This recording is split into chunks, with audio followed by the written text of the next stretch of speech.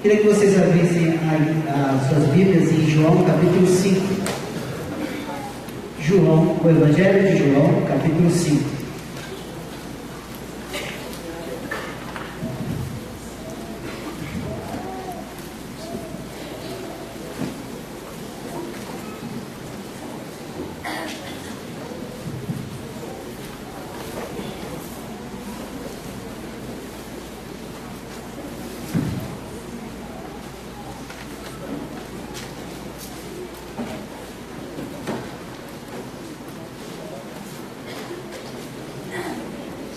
João capítulo 5, nós vamos ler do verso 2 ao 18.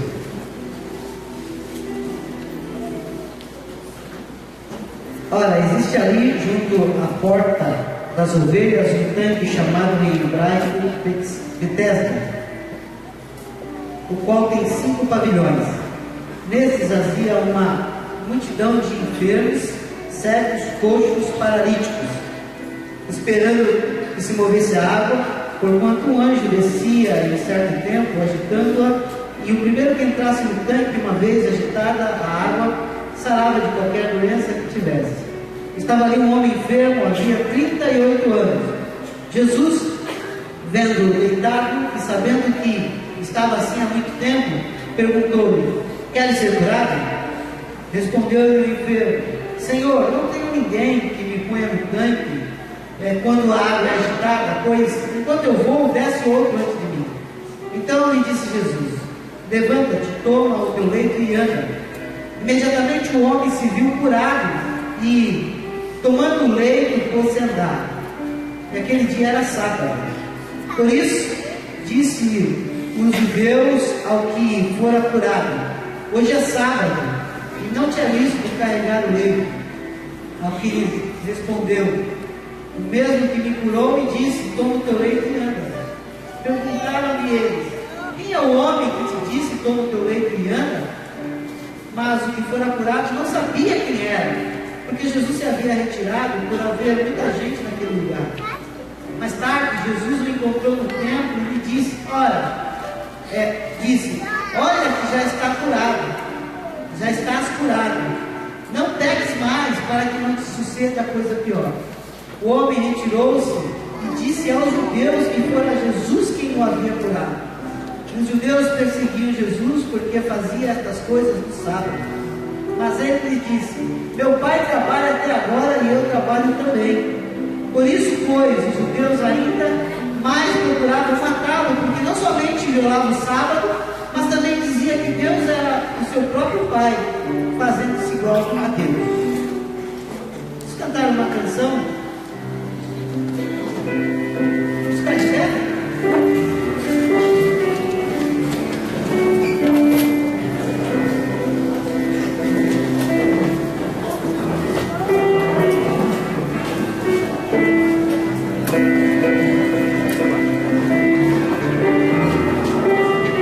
Essa canção é uma oração, nós vamos orar cantando. Com força, às vezes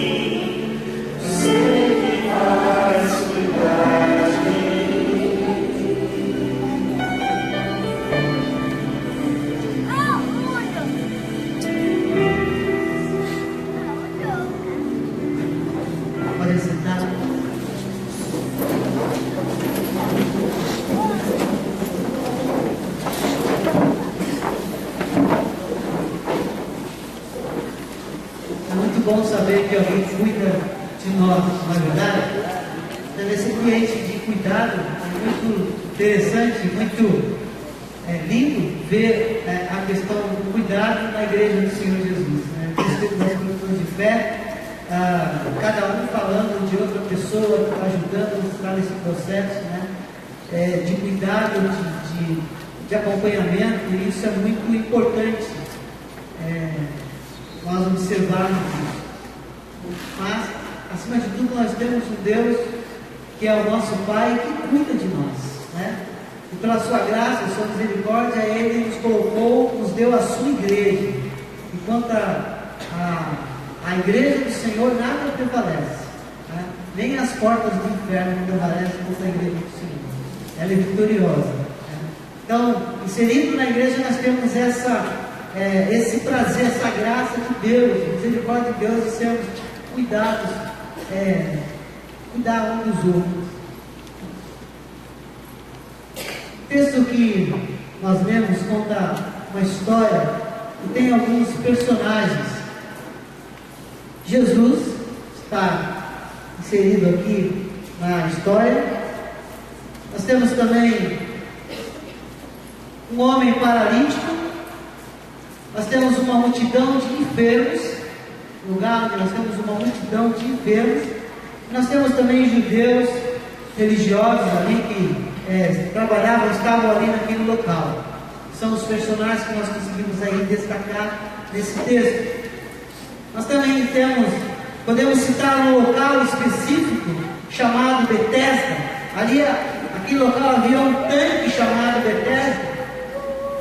E Betesda significa casa de misericórdia. Casa de misericórdia. Em Betesda, casa de misericórdia, poderia possuir de tudo, menos misericórdia. Quando a gente observa o texto, nós vemos que naquele local ali tinha de tudo, menos misericórdia. O que havia ali naquele contexto místico, onde alguém esperava um milagre, era um flagelo físico, emocional, espiritual. Além de ser um lugar profundamente competitivo, misericórdia não fazia parte daquele ambiente ali. O que havia ali é apenas o desejo de ser curado e curado na frente do outro. Jesus estava ali naquele local, junto com uma multidão de enfermos. Era comum, quando nós lemos o Evangelho, nós vemos que é comum Jesus arrastar uma multidão. Dessa vez ele vai de encontro a uma multidão, e uma multidão de pessoas enfermas. O texto nos fala de coxos, de cegos, de paralíticos. Muitos enfermos tinha naquele local. E o interessante é nós observarmos que esses enfermos, essa multidão, não reconheceram Jesus. Aquela multidão ali não reconheceu Jesus. Aquelas pessoas que estavam ali não reconheciam quem é Jesus. A narrativa não nos mostra que algum deles, em algum momento, teve a a Jesus ou pedido para que fosse curado por ele. Em um momento, algum enfermo foi até Jesus pedindo cura. Pode ser que, de fato, eles não conhecessem a Cristo. Embora a fama do Salvador corria a região da Galiléia e também em Jerusalém, que era próximo a esse local aqui, Betesda, parte norte. Mas eles não apenas não reconheceram Jesus, eles nem viram Jesus, nem viram que Jesus estava ali. Por quê? Por que eles não perceberam que estava ali o Filho de Deus? Por que eles não perceberam que estava ali aquele que poderia resolver todos os seus problemas? Nós vemos em vários textos da Bíblia que Jesus, quando tinha contato com enfermos, ele curava todos. Lá em Marcos nós temos o registro que Jesus estava na casa de Pedro e curou a sua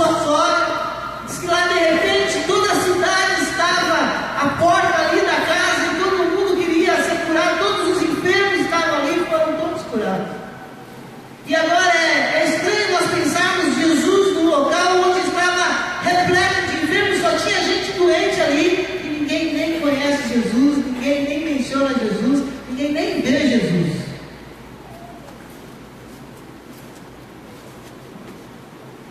Eles não apenas reconhecem Jesus, mas eles não viram.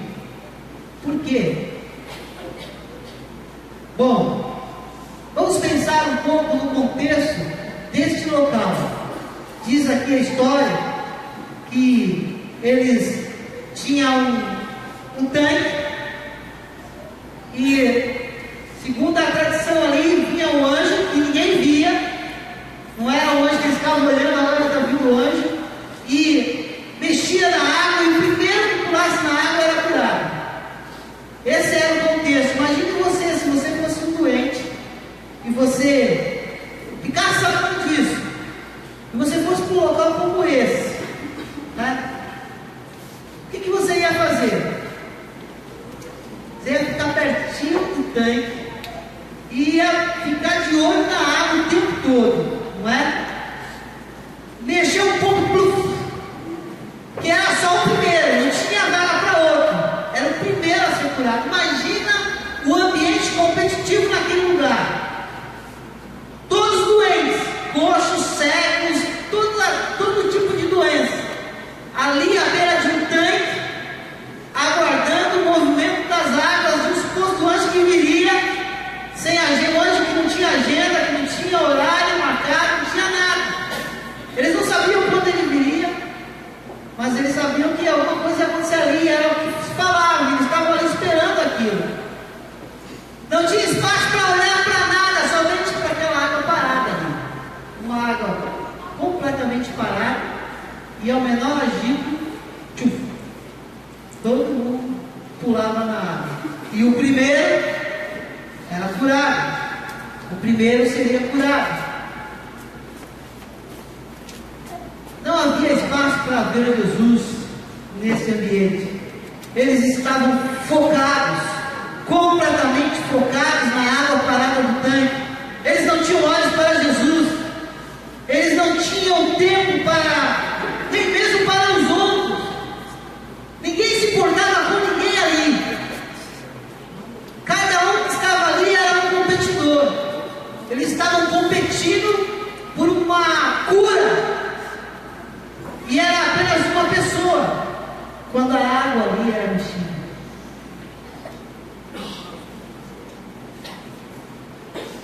Eles só tinham olhos para a água parada do tanque de Betesda. Aquela casa de misericórdia era um local difícil de se ver e de se conviver também. Jesus está aqui nesse contexto e ele se aproxima de um homem que, embora ali estava ali já há algum tempo, diz que acho que ele estava há quanto tempo? Acompanharam o texto? 38 anos, quase 4 décadas, esperando um milagre. Jesus se aproxima daquele homem que, embora estivesse ali naquele ambiente à espera de alguma coisa que resolvesse a sua situação, ele era paralítico. Agora imagine um paralítico que tem que ir primeiro dentro de um tanque. O cego tinha mais chance que ele. Embora o cego não pudesse ver, né? Mas devia ter alguém ali do lado. Mexeu! Eu fico imaginando, por exemplo, um vento um pouco mais forte mexendo na água, né? Era a gente dando cabeçada, né? Ou um passarinho soltando alguma sujeirinha dentro daquela água. Bom, ali aquele homem que conversou com Jesus, ou melhor, Jesus se dirigiu a ele, parecia estar desenganado e sem esperança. Por quê? Primeiro porque já estava ali há muito tempo. Segundo, por causa da sua condição. E por que podemos deduzir que aquele homem estava desenganado e sem esperança? E por que ele estava ali? Talvez, aqui é uma hipótese, porque ele não tivesse nem mais para onde ir. Era um homem doente, aleijado, e eu vou ficar aqui mesmo, não tem jeito, eu não vou entrar nesse tanque nunca, porque eu sou aleijado, não tem ninguém para me pegar, e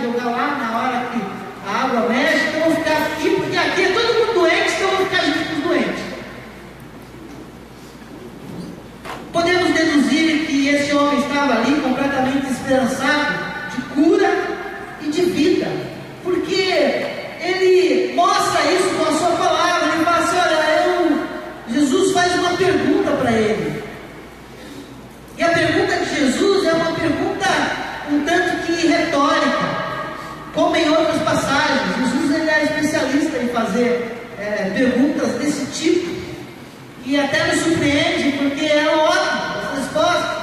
Por exemplo, para Bartimeu cego, ele pergunta: Bartimeu, depois de gritar tanto, de espernear e falar: Jesus, filho de Davi, tem misericórdia de mim, Jesus manda chamá-lo e pergunta para o cego: o que queres que eu te faça?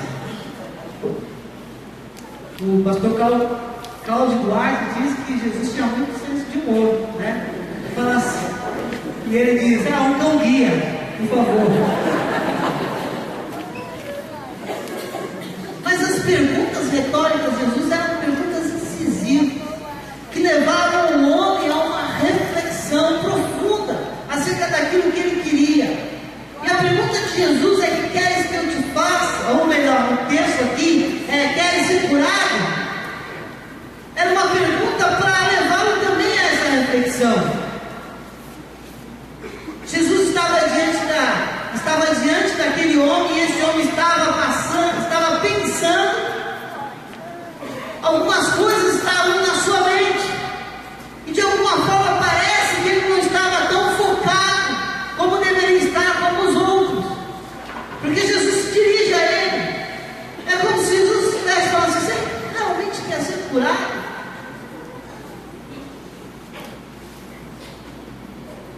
Aquele homem passou anos desesperado por cura.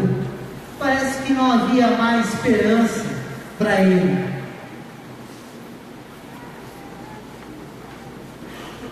Aquele homem passou anos pensando num anjo, numa água agitada, ou em alguém que tivesse misericórdia e o ajudasse. Afinal, ali era a casa de misericórdia. O ajudasse, pegasse ele, colocasse nos ombros e jogasse na água. Aquele homem estava preso à crença e à crendice do local, estava preso à religiosidade que estava sendo perpetuada, sabe lá quanto tempo naquele local, porque o texto diz que ali havia uma multidão, mas aquele homem não tinha mais esperança. É como se ele estivesse dizendo para Jesus: olha, eu estou aqui, mas tem mais esperança para mim. Quando a água é agitada e o outro vai no meu lugar, não tem ninguém que me ajude, não tem ninguém por mim, ninguém me ajuda. Aqui é cada um por si, e eu não tenho condição alguma. Ele estava preso à crença e à crendice local. E como em Betesda não havia misericórdia, apenas competição, não havia mais esperança para ele. Por isso ele dá essa resposta a Jesus: não tem jeito para mim. Durante 38 anos, ninguém, absolutamente ninguém, olhou para aquele homem com compaixão, com misericórdia. Mas agora ele estava diante do Filho de Deus, cheio de misericórdia.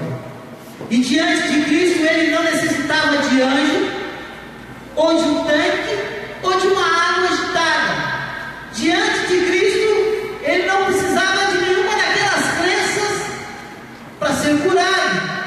Diante de Cristo apenas uma ordem é necessária. Diante de Jesus apenas uma ordem era necessária naquela hora, e a ordem é: levanta. E uma segunda, desferida àquela mente aprisionada por correntes, é: toma o teu leito. Imagina, um homem que esperava anos cair numa água para ser curado, de repente ele ouve a palavra: levanta.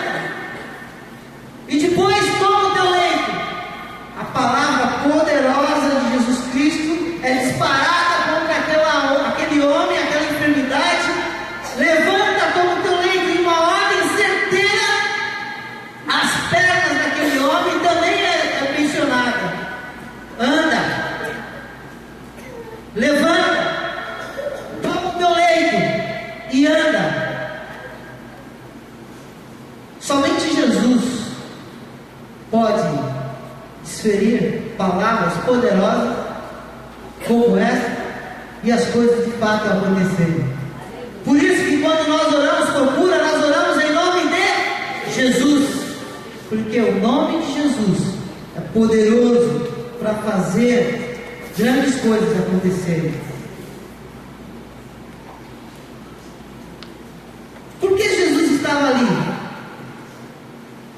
Por alguns minutos, talvez. Naquele lugar. Por que Jesus estava ali? Por que Jesus parou naquele local? Naquela casa de misericórdia. Jesus parou ali para mostrar misericórdia. Que Ele é misericordioso. Jesus parou ali para mostrar que Deus exerce misericórdia para com todos os homens. Observe a reação do homem que foi curado nos versos 10 a 15. O que aconteceu depois da cura? Ele imediatamente, o verso 9 diz que o homem se viu curado e tomando leite pôs-se a andar, e aquele dia era sábado. Por isso disseram os judeus ao que fora curado: hoje é sábado, não tinha lícito carregar o leito. Imediatamente aquele homem ficou de pé, pegou o seu leito e foi embora. Mas ele chamou a atenção dos religiosos daquele local e falou assim: olha, você não pode fazer isso, hoje é sábado. Era uma tradição judaica guardar o sábado. Só que aquele homem respondeu: o mesmo que me curou me disse: toma o teu leite e anda. Ele falou assim: olha, é o seguinte, tem um cara lá atrás que falou comigo o seguinte: levanta, toma o teu leite e anda. A culpa é dele, ele que me curou, eu estou indo embora.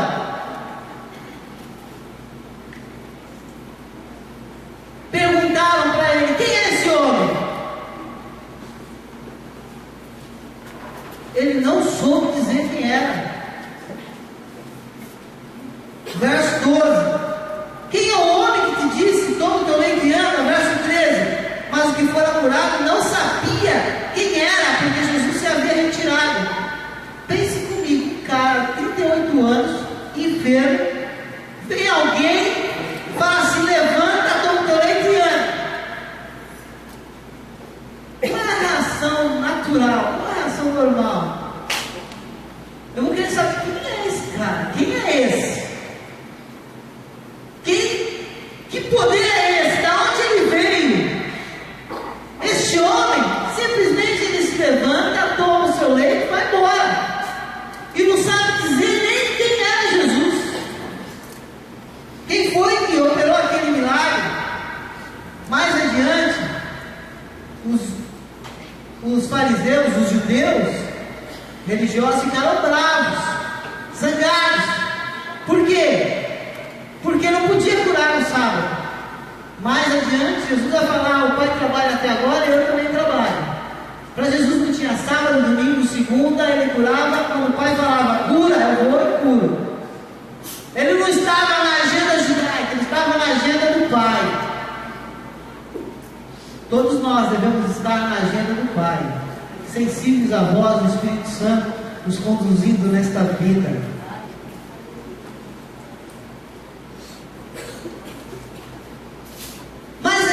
Verso 14, vocês vão ver que Jesus encontrou com ele no templo. E Jesus fala: olha que já estás curado, não peques mais, para que não te suceda coisa pior. Algumas pessoas pegam esse versículo e falam assim: está vendo? A doença, aqui no caso, Jesus faz uma menção sim, que as coisas que aconteceram com aquele homem era fruto do pecado, inclusive a enfermidade. Mas não está dizendo que a enfermidade, toda a enfermidade é causada por causa do pecado. E algumas pessoas acham que o crente que está doente é porque está em pecado, né? E eu estou ficando com uma dor de cabeça aqui, eu estou ficando preocupado.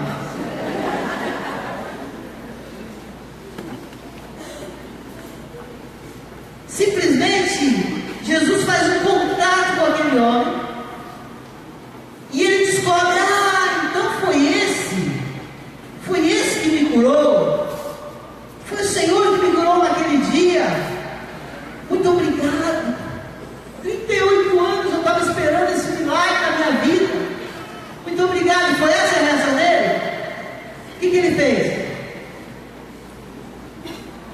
fez?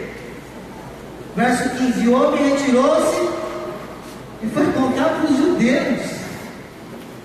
Falou assim: ó, lembra aquele dia que eu saí aqui com a minha cama? Eu não sabia que era, agora eu sei, está lá, Jesus, pode ir lá pegar ele. O que é isso, meus irmãos? Isso é misericórdia, isso é graça de Deus. Misericórdia, graça de Deus.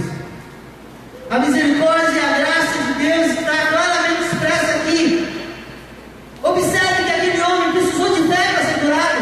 Ele falou assim: eu tenho fé, eu vou ser curado. Foi isso que ele falou? Não, simplesmente ele estava tão preso àquela possibilidade de ser curado por uma água agitada, que ele não mencionou nada de fé. A fé dele era naquilo. Mas ele foi curado. Ele mesmo nem sabia quem era Jesus, mas mesmo assim ele foi curado. Ele nem sabia o nome de Jesus, mas foi curado. O que é isso, meus irmãos? Isso é graça de Deus, é misericórdia de Deus. Jesus é a encarnação da graça de Deus. João 1,14: o verbo se fez carne e habitou entre nós, cheio de graça e de verdade. Havia algo de muito estranho naquele lugar. O sincretismo, o misticismo judaico religioso, capaz de gerar esperança, não uma esperança viva como a que nós temos em Cristo Jesus, mas uma esperança angustiante, algo perturbador. Mas Jesus estava ali para dar esperança para aquele homem. Jesus não estava ali, observe que Jesus não estava ali para dar um sermão dos doentes, para assim: vocês parem de ficar esperando isso, eu estou aqui, vocês querem ser curados, eu estou aqui. Não estava ali para dar um sermão naquele monte de doentes que estavam ali, que sofriam enfermidades na alma, no físico. Ele não estava ali nem mesmo para criticar os religiosos que provavelmente alimentavam e se alimentavam daquilo tudo ali, se alimentavam de alguma forma daquele depósito de gente moribunda, de gente doente, que esperava um milagre de repente. Era algo interessante para aqueles homens. Jesus estava ali para demonstrar misericórdia e graça. Você e eu fomos salvos pela graça de Deus. Diga: eu fui salvo pela graça. Significa que você não merecia a salvação. Significa que nós não merecíamos nada, porque nós somos pecadores. Mas Jesus, quando ainda éramos pecadores, Ele provou o seu amor por nós. Deus provou o seu amor por nós, mandando Jesus para morrer no nosso lugar. E como nós somos salvos pela graça, por meio da fé. E aqui nesse caso, nem fé aquele homem precisou para ser salvo do seu flagelo físico. Mas a salvação eterna nós precisamos da fé, crer em Jesus. Porque pela graça sois salvos, por meio da fé. É dom de Deus, não vem das obras, para que ninguém se glorie. Ninguém é capaz de bater no peito e dizer: eu fiz isso, por isso eu sou salvo. Eu sou um cara bonzinho, por isso eu sou salvo. Você não pode nem mesmo dizer: eu venho à igreja todos os domingos e por isso eu sou salvo. Se você vem à igreja para ser salvo, você está entendendo errado. Você tem que vir à igreja para cultuar a Deus, ou se envolver em qualquer coisa no reino de Deus, não para ser salvo, mas porque você é salvo. As pessoas, elas não estão indo para o inferno por aquilo que elas fazem. Quando você olha um pecador que mata, que rouba, assassina e faz um monte de desgraça na vida, ele não está indo para o inferno por essas coisas que ele faz. Ele está indo para o inferno por causa daquilo que ele é, sem Cristo. Da mesma forma, eu e você não estamos indo para o céu pelas coisas que nós fazemos, mas por aquilo aquilo que nós somos com Cristo, por aquilo que Cristo fez por nós lá na cruz do Calvário. Um dia deixamos de depositar a nossa fé em coisas que não serviam para resolver os dramas da nossa vida sem Deus, e passamos a ter fé em Jesus.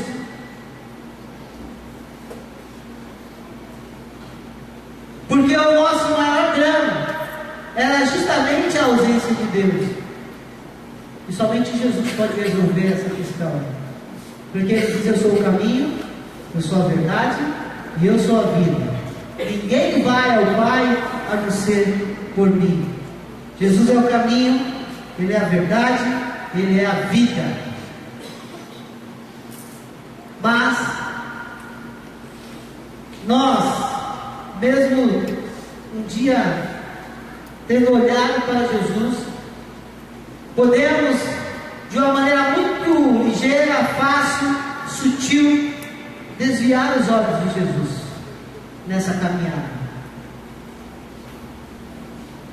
E você há de concordar comigo que todos nós estamos num processo de transformação do nosso eu, do nosso caráter, e precisamos de ajustes e de cura da parte de Deus na nossa caminhada.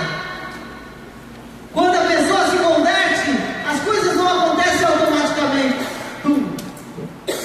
Pronto, está perfeito. Não precisa nem discipular, já é. Seria ótimo, né? Não é assim que funciona. Existe um processo de tratamento de Deus, de ajuste de Deus, de cura de Deus. Isso só vai acontecer se nós continuarmos olhando para Ele. Por isso, lá em Hebreus, no capítulo 12, no capítulo 11, vocês vão lembrar que o autor ele faz uma narrativa dos heróis da fé. Pela fé, Enoque fez isso, Abraão, Isaac, Jacó, e uma narrativa extensa que coloca ali uma galeria de heróis da fé. Hebreus 11. Quando entramos em Hebreus 12, ele fala: portanto, diante disso tudo que vocês viram, que eu falei para vocês, também nós que temos a rodear-nos tão grande nuvem de testemunha, desembaraçamos de todo o peso, de todo o pecado que tenazmente nos assedia.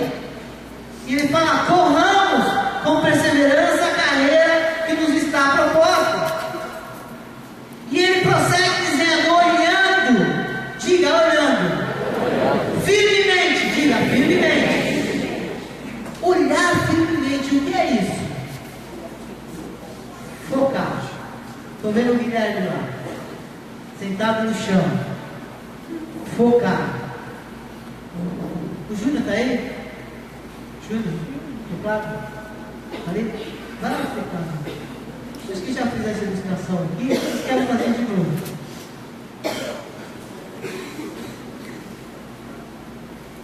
Giga, levanta um pouco aí. Acho que eu usei na época, mas Naito vem cá. Naito virou ator agora. Sabia que eu Pode ficar aí.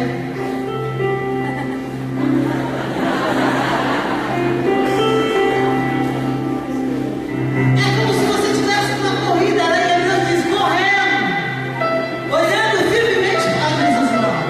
Caminhar é Jesus mais ou menos. Bigode, olhando firmemente para Jesus. É como se você estivesse numa corrida. De repente você caminha um pouco.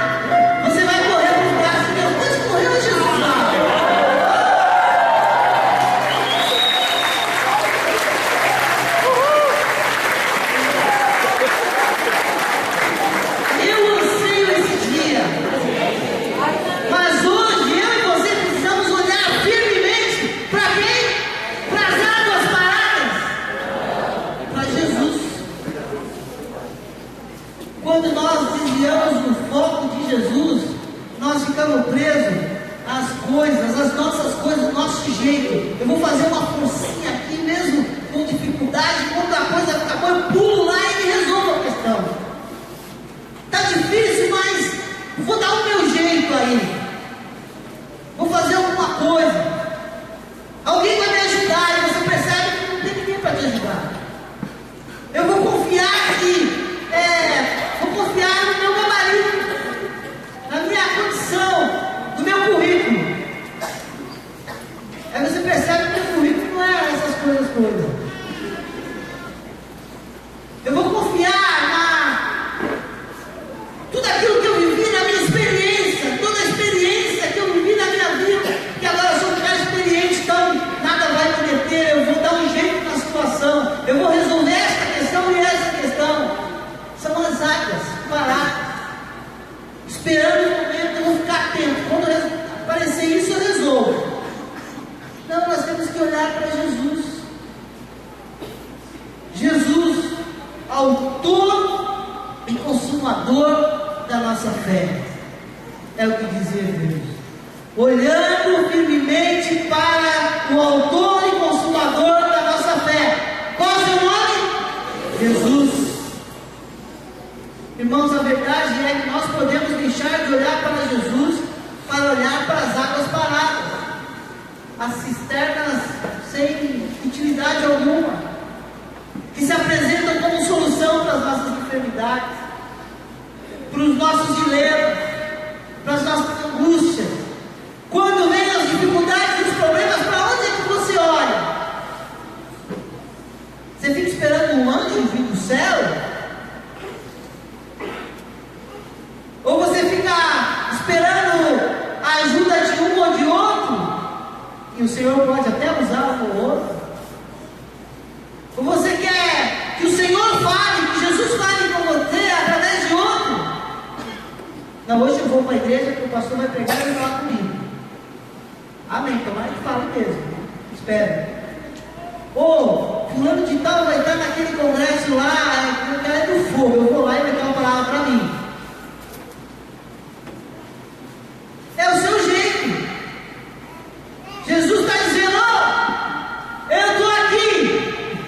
Você não precisa ir para as águas, para outro lugar, você não vai ter ajuda. Eu estou aqui. A sua solução sou eu. Passamos a confiar em cisternas paradas quando acreditamos que é o que eu faço e o meu jeito é que vai resolver a questão. Passamos a confiar em águas paradas quando nós achamos que eu vou dar um jeito de vencer da minha forma, que de algum jeito eu vou ser um cara abençoado porque eu vou fazer isso e vou fazer aquilo, porque eu vou ser próspero, porque eu vou fazer isso e etc. Diante das águas paradas e mesmo enfermidades e prisões espirituais e também emocionais, o Senhor Jesus está aqui para dizer para você que você tem que parar de olhar para essas coisas. E a pergunta que Ele está fazendo para nós todos os dias, diante das crises, dos problemas, das lutas, é: querem ser curados?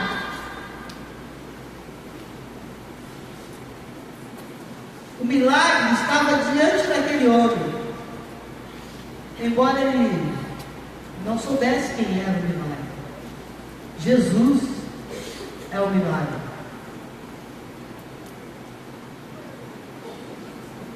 Deus deu para cada um de nós o melhor.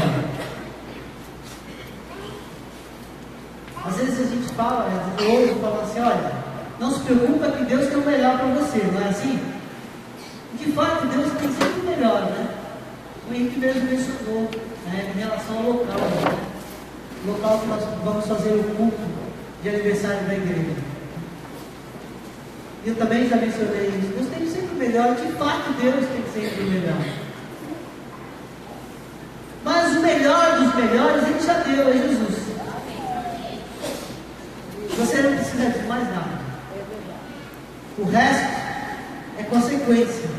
Nada, absolutamente nada, se compara à pessoa de Jesus. Diga isso, nada, absolutamente nada se compara a Jesus. Por quê? Porque você não vai encontrar em nada, em ninguém, em qualquer outra coisa, o que você encontra em Jesus: amor, segurança, misericórdia, paz, a paz que Ele te dá, salvação. Em Jesus nós temos tudo. É como se nós tivéssemos uma enfermidade, ou melhor, muitas enfermidades no nosso corpo, e alguém descobrisse uma injeção bem grande, que não vai ficar em mim, que eu não gosto, vamos buscar o Cristiano, bem grande, e colocasse dentro daquela injeção a cura para todas as enfermidades, para resolver todos os problemas, e aplicasse. Jesus é essa injeção poderosa que resolve as questões mais profundas da alma. Não significa que você não vai ter problemas, que você não vai ter dificuldades, mas significa que você tem a pessoa que vai te ajudar a enfrentar qualquer coisa nesta vida. Como nós cantamos muitas vezes: posso enfrentar o que for, eu sei quem cuida de mim. Jesus, diante das águas paradas e em meio às enfermidades e prisões espirituais e emocionais, o Senhor Jesus está aqui para perguntar para você: quer ser curado? Talvez você faça a pergunta: mas que tipo de cura eu preciso? Bom, é importante você lembrar que Jesus pode curar você de qualquer coisa. O milagre estava diante daquele homem, está diante de nós. Jesus é o milagre. Jesus, Ele é o pão da vida. Ele é o caminho, Ele é a verdade que liberta qualquer homem. Jesus é o bom pastor, Ele é o Senhor, Ele é o Salvador. Jesus que venceu a morte, que despojou o principado, os potestades. Jesus que nos libertou do império das trevas. Jesus que nos transportou do reino das trevas para o reino do seu Filho, do seu amor, do Filho do seu amor. Jesus, a imagem perfeita de Deus. Jesus, o Cordeiro de Deus que derramou seu sangue para tirar o pecado que domina todo homem. Jesus, Ele é o milagre, e só Ele tem autoridade sobre tudo e sobre todos. Por isso, Ele tem autoridade para perguntar, só Ele tem: quer ser curado? Curado do quê?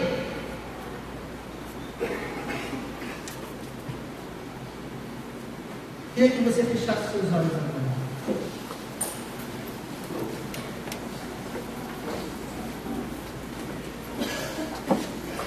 E eu peço para você fechar os seus olhos. Primeiro, para você prestar atenção, sem olhar para mim, nas coisas que eu vou te falar agora. E talvez você se encaixe em alguma dessas coisas. Enquanto você estiver de olhos fechados, deixa o Espírito Santo de Deus falar contigo nesse momento. Jesus um dia alcançou a sua vida. Jesus um dia entrou no seu coração. Ele produziu transformações que você jamais imaginava. Mas o processo de cura continua. E eu creio que nesta noite Ele está perguntando para você: quer ser curado da enfermidade física ou emocional?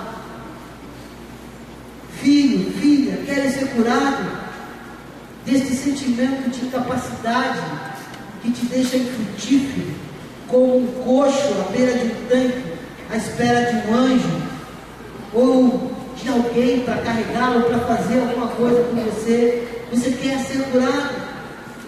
Quer ser curado desse temperamento destrutivo que te domina e que te faz pecar contra o Senhor e que te faz disparar fúria e ira para todos os lados, principalmente para as pessoas que você diz amar. Queres ser curado, liberto do pecado e da ira que te domina como um carro ladeira abaixo. Queres ser curado e liberto do pecado e da falta de perdão que te domina o coração, que domina os seus ossos, que domina a sua alma e por fim te paralisa como correntes grossas presas ao tornozelo. Queres ser curado dessas coisas? Queres ser curado de um passado tenebroso que não te deixa em paz, um passado terrível que não te deixa em paz? Queres ser curado desse passado tenebroso que não te deixa viver o presente e ser quem Deus quer que você seja, que te impede de vislumbrar um futuro diferente, um futuro de vitória, e você fica dentro da igreja querendo isso, mas o teu passado te condena, te espreme, te prejudica. Queres ser curado dos ciúmes doentio que te distancia das pessoas que você ama? Queres ser curado dos seus medos, das coisas que te atormentam dia e noite e que te traz ansiedade ao extremo e te paralisa e te deixa em pânico? O Senhor Jesus diz: queres ser curado? Queres ser curado da tristeza que entrou na sua alma e te impede de prosseguir com a alegria do Espírito Santo em você? Você não consegue ser feliz. Você foi impregnado de tristeza. Queres ser curado da apatia espiritual que tomou conta do seu coração, a ponto de não queimar mais no seu coração as coisas do reino? Jesus está vendo você agora, assim como viu aquele homem sofrendo, e o olhar dele para você é um olhar de misericórdia. Ele sabe como você está e quanto tempo você está assim. Ele sabe aquilo que você tem enfrentado durante anos a fio.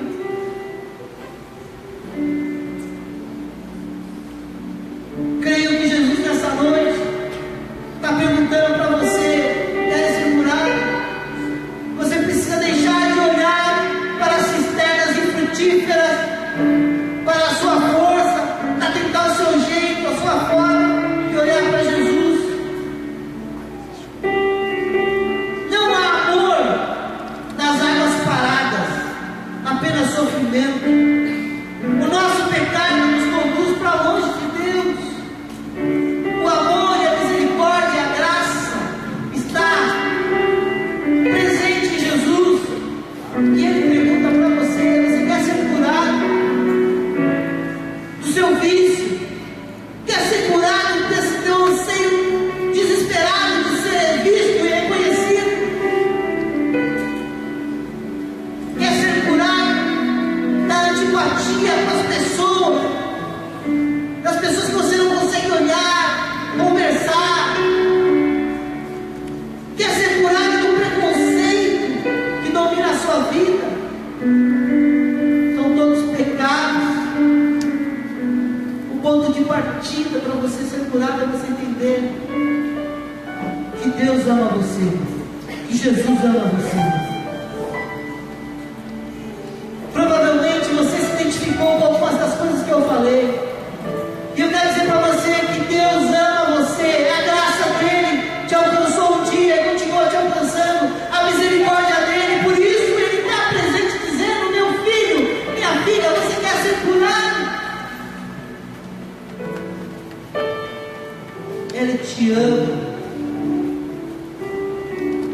Queria dizer para você que não conhece Jesus, que anda em busca de resolução aqui e ali para a sua vida: Jesus é a resposta para você. Ele é a resposta para o seu sofrimento, para a sua angústia, para a sua tristeza. Ele é a resposta para o maior dos seus problemas, que é a condição eterna